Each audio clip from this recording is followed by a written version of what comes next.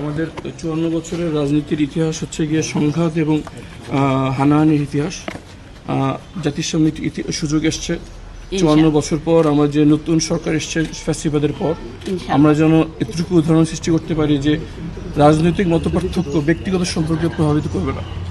আমার সুমন ভাইয়ের পরিবারের সাথে সম্পর্ক রাজনৈতিক অনেক ঊর্ধ্বে, এবং আমাদের যে মূল প্রতিজ্ঞার জায়গা সেটা হচ্ছে গুমের বিষয়ের সাথে জড়িত তাদের বিচার, গুমের ভুক্তভোগী পরিবারদের পুনর্বাসন, এবং এই ধরনের অপরাধ বাংলার মাটির যেন দ্বিতীয়বার কোনোদিন না হয় সেই জন্য আমরা একসঙ্গে কাজ করে যাবো ইনশাআল্লাহ।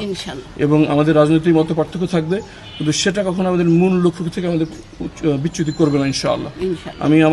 আমি নির্বাচিত হওয়ার পর প্রথম কাজ সুমন ভাইয়ের মায়ের কাছে দোয়া নেওয়ার জন্য আমি এসেছি। আমি দোয়া নিয়ে মাঠে নেমে গেলাম। ইনশাআল্লাহ আমাদের ওই অধিকারের আন্দোলন কিছু অর্জিত হয়নি, অর্জিত না হওয়া পর্যন্ত আমি থামবো না ইনশাআল্লাহ। ড্রিঙ্কও এখন রিয়াল ফ্রুট পাল্প ও নাটে চেলি সহ নতুন প্যাকে নতুন স্বাদে। দোয়া করুন।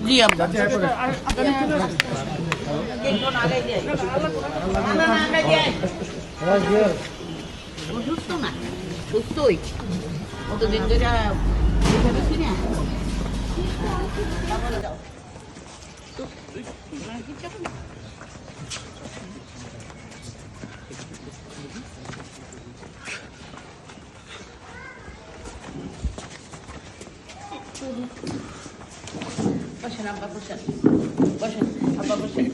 হ্যাঁ বসেন।